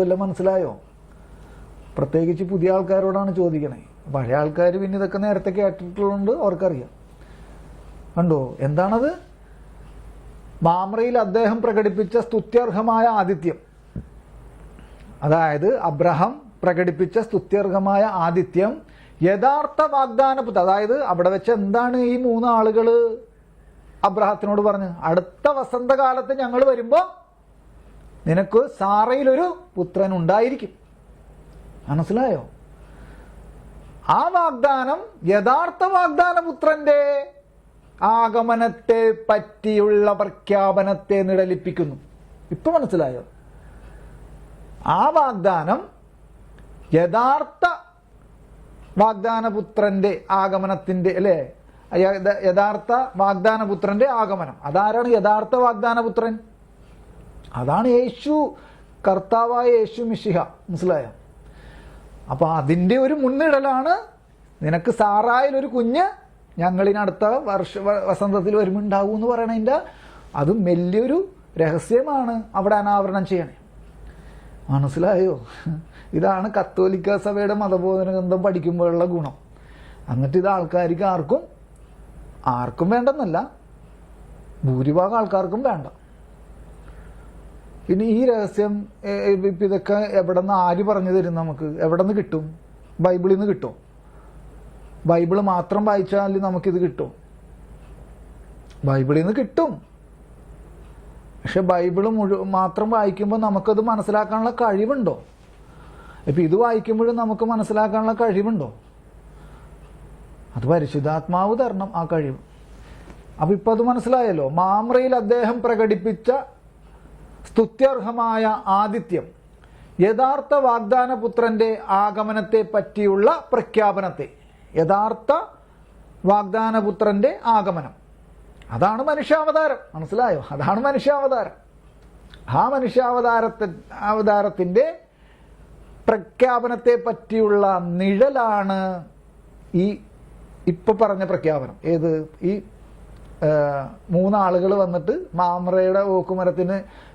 കീഴിലിരുന്ന അബ്രഹാത്തിനോട് പറഞ്ഞ ഈ വാഗ്ദാനം മനസ്സിലായോ ഇതൊക്കെ വായിക്കുമ്പോൾ തന്നെ നമ്മുടെ അല്ലേ ഇത് പറയുമ്പോൾ തന്നെ നമുക്കൊരു തുടിപ്പ് വരണുണ്ടോ ഇല്ലയോ എനിക്ക് വരണുണ്ട് ഞാനിത് കുറച്ച് വർഷങ്ങളായിട്ട് ഇപ്പം ഇത് നമുക്ക് ആ തുടിപ്പ് നമ്മൾ അനുഭവിക്കുകയാണ് മനസ്സിലായോ അതിനുശേഷം ദൈവം തന്റെ പദ്ധതി വെളിവാക്കി കഴിഞ്ഞപ്പോൾ കണ്ടോ അതിനുശേഷം തന്റെ പദ്ധതി വെളിവാക്കി കഴിഞ്ഞപ്പോൾ എന്നൊക്കെ പറയണതിന്റെ പൊരുള് അതിന്റെ കോട്ടക്കെടുത്ത് നമ്മൾ വായിക്കണം അതെന്താണ് ആ പദ്ധതി വെളിവാക്കിയെന്ന് വെച്ചാൽ സോദോം ഗൊമോറയെ നശിപ്പിക്കാൻ വേണ്ടി പിതാവായ ദൈവം തീരുമാനമെടുക്കുകയാണ് അപ്പൊ അതെടുക്കുമ്പോൾ അബ്രഹാത്തിനോട് ഇത് വെളിപ്പെടുത്തണ്ടേ എന്ന് ആരാലോചിച്ചു? ദൈവം തന്നെ, കർത്താവ് ആലോചിക്കുകയാണ്. എന്താലോചിച്ചു? ഓ, അവൻ ഇത്രയും എന്നോട് ഒത്തു ജീവിക്കുന്ന ആളാണ് അല്ലേ, അവിടുത്തെ സന്നിധിയിൽ നടക്കുകയും എന്ന് പറഞ്ഞില്ലേ നമ്മൾ വായിച്ചില്ലേ. അപ്പൊ എന്നോട് ഒത്തു ജീവിക്കുന്ന അവൻ്റെ അടുത്തുനിന്ന് ഈ കാര്യം മറച്ചു വയ്ക്കേണ്ട കാര്യമുണ്ടോ?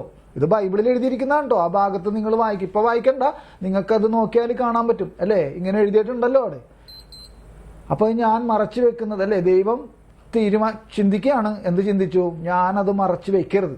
ദൈവം തന്നെ തീരുമാനിക്കുകയാണ്, അത് മറച്ചു വെക്കണ്ട, അത് വെളിപ്പെടുത്തണം. അങ്ങനെ അബ്രഹാത്തിനോട് വെളിപ്പെടുത്തുകയാണ്, സോദോം ഗൊമോറയെ ഞാൻ നശിപ്പിക്കാൻ പോകുന്നു എന്നുള്ളത്. അതാണ് ആ പറഞ്ഞ. അതിനുശേഷം ദൈവം തന്റെ പദ്ധതി വെളിവാക്കി കഴിഞ്ഞപ്പോൾ അബ്രഹാത്തിന്റെ ഹൃദയം കർത്താവിന് മനുഷ്യരോടുള്ള കാരുണ്യത്തിന് അനുഗുണമായി ഭവിക്കുന്നു. ശ്രദ്ധിക്കണം, എന്തിനാണ് അതിനുശേഷം? അപ്പൊ ഈ പദ്ധതി വെളിപ്പെടുത്തി കഴിഞ്ഞപ്പോൾ എന്ത് സംഭവിച്ചു? അബ്രഹാത്തിന് എന്ത് സംഭവിച്ചു? അബ്രഹാത്തിന് തന്റെ ഹൃദയം കർത്താവിന് മനുഷ്യരോടുള്ള അനുകമ്പയുണ്ടല്ലോ, ആ കരുണയുണ്ടല്ലോ, കർത്താവിന് മനുഷ്യവംശത്തോടുള്ള കരുണയുണ്ടല്ലോ, ആ കരുണയോട് അനുഗുണമായി വർത്തിക്കാൻ തുടങ്ങി. ആരുടെ ഹൃദയം? അബ്രഹാത്തിന്റെ ഹൃദയം. മനസ്സിലായോ? അപ്പൊ അങ്ങനത്തെ ഒരു ഹൃദയമുള്ള ആൾക്ക് മധ്യസ്ഥം വഹിക്കാൻ പറ്റുള്ളൂ. മനസ്സിലായോ? അപ്പൊ വരാനിരിക്കണ യേശു ക്രിസ്തുവിന്റെ മധ്യസ്ഥത്തിന്റെ ഒരു മുൻനിഴലല്ലേ അബ്രഹാത്തിന്റെയും മധ്യസ്ഥം. മനസ്സിലായോ? അബ്രഹാത്തിന്റെ മധ്യസ്ഥം വരാനിരിക്കുന്ന ക്രിസ്തുവിന്റെ മധ്യസ്ഥത്തിന്റെ ഒരു മുൻനിഴൽ നമുക്ക് വെളിവാക്കുകയാണ് അല്ലേ. അതിനുശേഷം ദൈവം തന്റെ പദ്ധതി വെളിവാക്കി കഴിഞ്ഞപ്പോൾ അബ്രഹാത്തിന്റെ ഹൃദയം കർത്താവിന് മനുഷ്യരോടുള്ള കാരുണ്യത്തിന് അനുഗുണമായി ഭവിക്കുന്നു. അവർക്ക് വേണ്ടി ധീരമായ ആത്മവിശ്വാസത്തോടെ മധ്യസ്ഥം വഹിക്കാൻ അദ്ദേഹം ധൈര്യപ്പെടുന്നു. എങ്ങനെയാ ധൈര്യപ്പെടുന്നത്? 50 പേരുണ്ടെങ്കിൽ നീ അവരെ നശിപ്പിക്കരുത്. അത് കഴിഞ്ഞപ്പോൾ പറഞ്ഞു 40 പേര്, അത് കഴിഞ്ഞ് 30 പേര് അല്ലേ, അങ്ങനെ എണ്ണം കുറച്ചു. ഇനി ഒരാളുള്ളെങ്കിലോ? ലാസ്റ്റ് അത് നശിപ്പിക്കപ്പെട്ടു. അപ്പൊ ആരും ഉണ്ടായില്ല എന്ന് വിചാരിക്കണം അല്ലേ.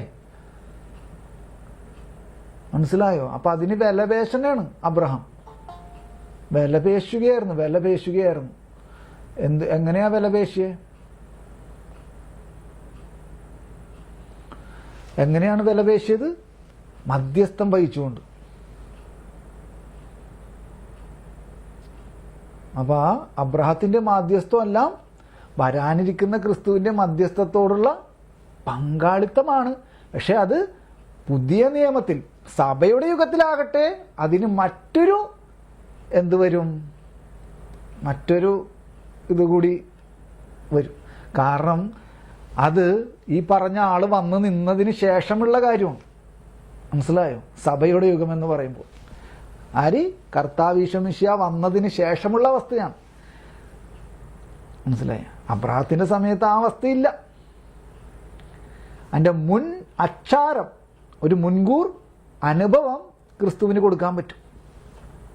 മനസ്സിലായോ?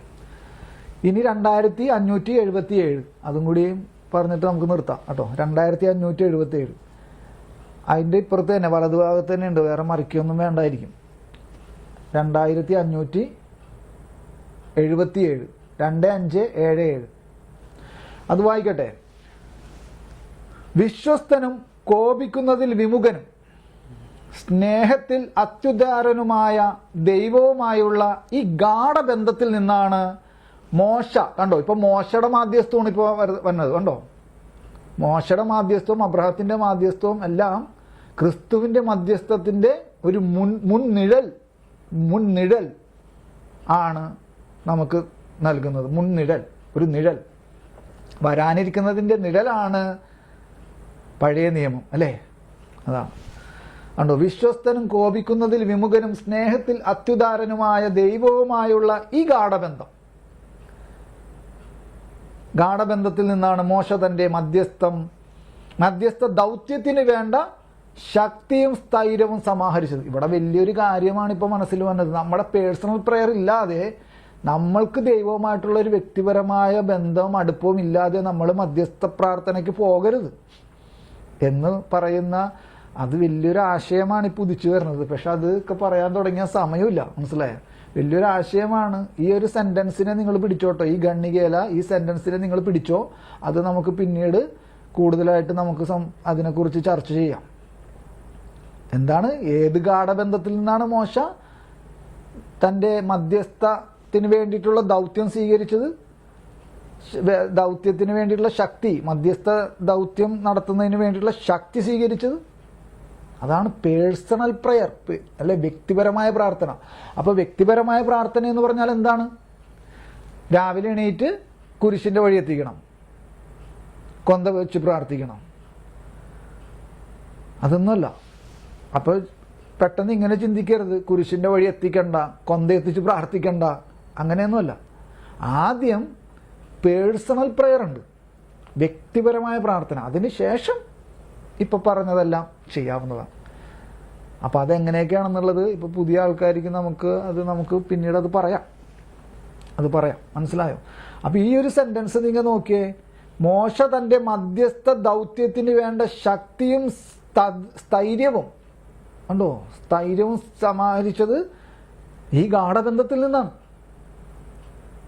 അതുകൊണ്ട് തന്നെയാണ് നമ്മൾ ആരാധനയിലെ ഈശോന്റെ അടുത്ത് ആരാധന ചാപ്പലിലൊക്കെ പോയിരിക്കണതും വിശുദ്ധ കുർബാനയിൽ നിന്ന് ഈ ശക്തി സ്വീകരിക്കാവുന്നതാണ്. എന്നിട്ട് പറയണം, അദ്ദേഹം പ്രാർത്ഥിക്കുന്നത് തനിക്ക് വേണ്ടിയല്ല, പിന്നെയോ ദൈവം തന്റെ സ്വന്തമാക്കി തീർത്ത ജനത്തിന് വേണ്ടിയത്ര, അതായത് ഇസ്രായേൽ ജനത്തിന് വേണ്ടിയത്രേ. അമലേക്യരുമായുള്ള യുദ്ധത്തിനിടയിൽ ഇസ്രായേൽ ജനത്തിന് വേണ്ടിയും മിരിയാമിന് രോഗശാന്തി ലഭിക്കാനുമായി മോശ പ്രാർത്ഥിക്കുന്നു.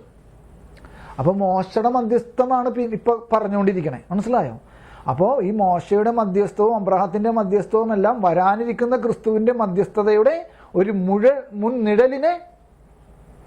മുൻനിഴൽ അവിടെ അവതരിപ്പിക്കുകയാണ്.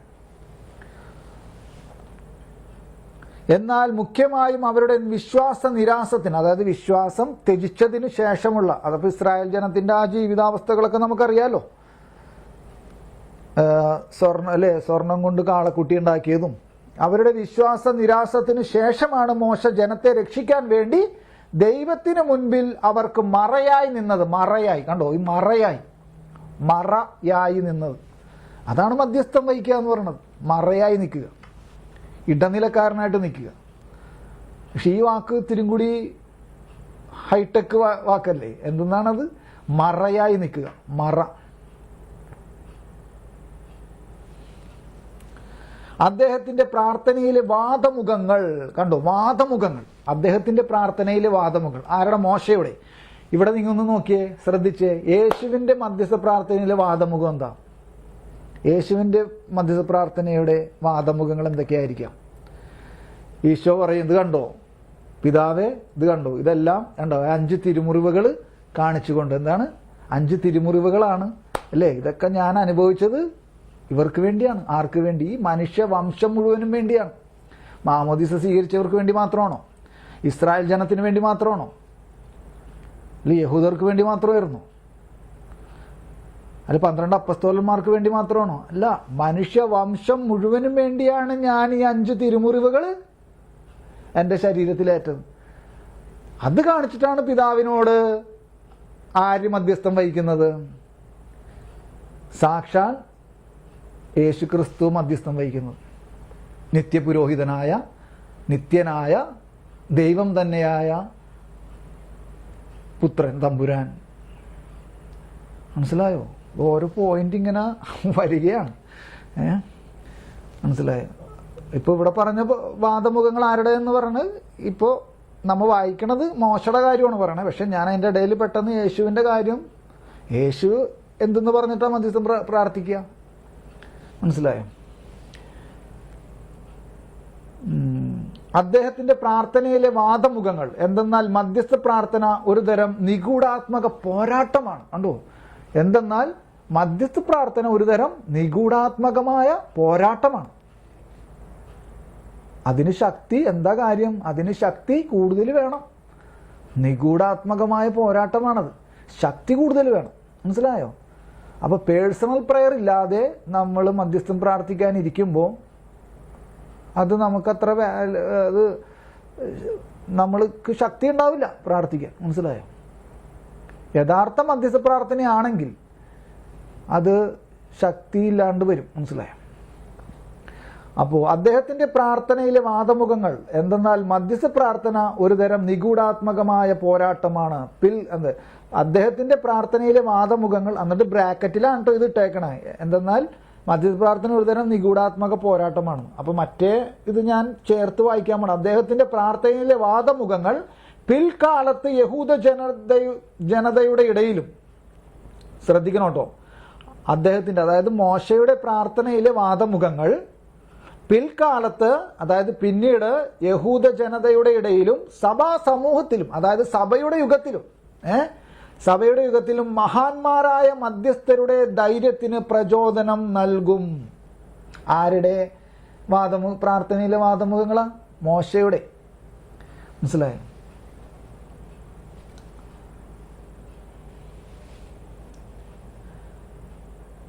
ദൈവം സ്നേഹമാകുന്നു, നീതിമാനും വിശ്വസ്തനുമാകുന്നു. അവിടത്തേക്ക് സ്വയം നിഷേധിക്കാനാവില്ല. തൻ്റെ അത്ഭുതകരമായ പ്രവർത്തികൾ അവിടുന്ന് അനുസ്മരിക്കും. അത് അവിടുത്തെ മഹത്വത്തിന്റെ പ്രശ്നമാണ്. കണ്ടോ? അത് അവിടുത്തെ മഹത്വത്തിന്റെ പ്രശ്നമാണ്. തൻ്റെ നാമം പേറുന്ന ജനത്തെ പരിത്യജിക്കുക അവിടത്തേക്ക് സാധ്യമല്ല. Praise the Lord. ഹല്ലേലൂയ. അപ്പം ഇത്രയുമാണ് നമ്മൾ 2635 ആ ഖണ്ഡികയും 2571 2577 സൈഡ് ഖണ്ഡിക. അപ്പോൾ ഇത്രയുമാണ് ഇന്ന് പറയാനുള്ളത്. ഇതിപ്പോൾ ഇന്ന്